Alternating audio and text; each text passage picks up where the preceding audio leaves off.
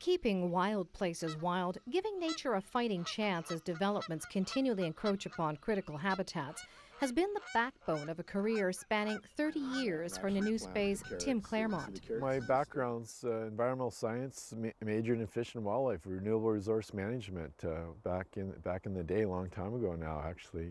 1983 I think is when I graduated. It was hard to get jobs in this kind of field. You know, it sounded great, but the reality was it was hard to get work. And so I had to move around. I had to, be able to pack up every 6 months and go to some other location and do something exciting there. And I learned a lot through that. I got to work with a lot of good people. His jobs have included writing management plans for protected coastal wetland areas for the province and the Nature Trust. This is the caviar of the sea right here, and this is what keeps Brant and all the other seabirds fattened up.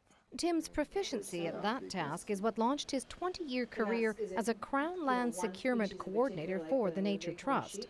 He helps create wildlife management areas throughout the province. What I like about a wildlife management area is it involves community, it involves First Nations, and the local stewardship is critical. You know, the Minister of Forest Lands and Natural Reserves Operations is responsible for them, but the management and the stewardship comes from the communities, and some are very remote, so that you don't have to do too much, you just leave them alone. His first WMA was here on Vancouver Island. The Parksville Qualicum Beach Wildlife Management Area supports a profusion of birds, fish and marine mammals. And the great part was I was able to figure out the area that we might be able to include, because at that time they wanted to build on the Parksville Flats acquisition in '92 of the Englishman Estuary, and they thought an area around French Creek to Raft Trevor was, would do it. And I soon learned that we needed to protect the Brant habitat in these estuaries, including the Little Qualicum, which, was farther north. So we ended up with a 17-kilometer coastal fish and wildlife management area in time for the Brant Festival, and that kind of started my career.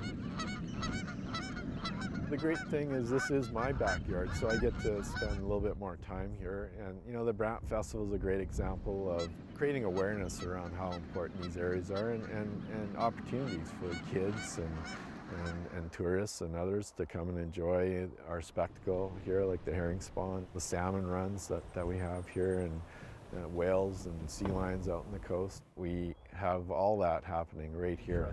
Tim has now helped create half of the province's 28 wildlife management areas. We've helped protect over 30,000 hectares of critical fish and wildlife habitat, riparian corridors, wetlands, estuaries, beaches, all the good stuff that's out there, right? And it's been great, it's been such an important job and very gratifying to be able to do that, and to be able to meet with First Nations, local community groups, and get them excited about protecting their own backyards. In Qualicum Beach, I'm Annette Lucas.